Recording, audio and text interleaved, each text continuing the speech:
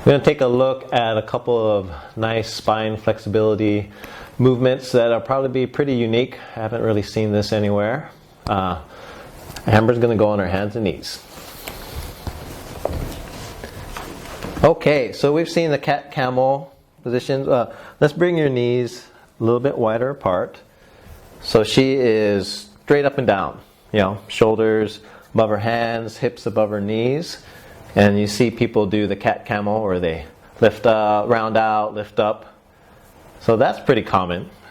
What we're going to do is combine some motions so that we can attack different areas of the spine that might not be stretched out well with this simple motion.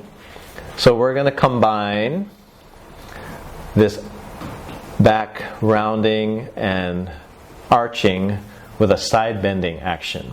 So she's going to round the back out by drawing her stomach in tight, okay, breathing out, okay, and she's going to tilt her body, trying to bring her shoulders and her hips together, okay. If she keeps her shoulders still, so they don't move so much, but it's more the back, that's what we're looking for. Okay, like a dog wagging its tail. All right. So make sure you maintain that rounded position. So she's going to lift up a little bit more. Good. So that's the action. This is a little bit more dynamic, and I would actually want you to go through that full range of motion rather than staying right at the edge, because your spine likes big motions. Okay.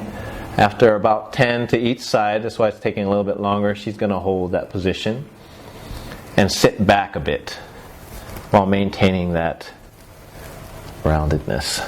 Okay? You might feel that right along the edge of your spine. Okay? We repeat that 3 times in each direction. Let's show them the other way. So we're going to go this way, keep it rounded out, and sit back, and that's your hold. All right, so that's for being rounded out. The next part is for when you're arched up. Okay, so we're going to be here, and you're going to wag your tail. Okay, very good. And you see her pelvis is level. We're not seeing this motion. That's perfect. Okay, then you're going to find a spot, hold it, sit back, and breathe out through here. Feel that? Okay? And you go through this series 2-3 times, and you can hold it a little bit longer. We won't go through that. What I'll show you is how to do the variation from this.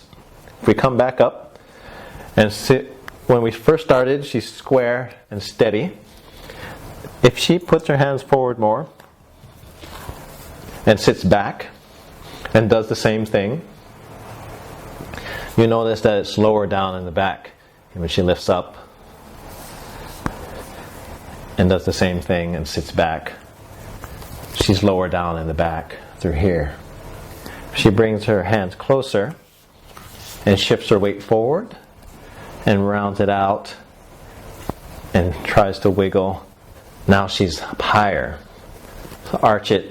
When you can see a little bit more if she arches down.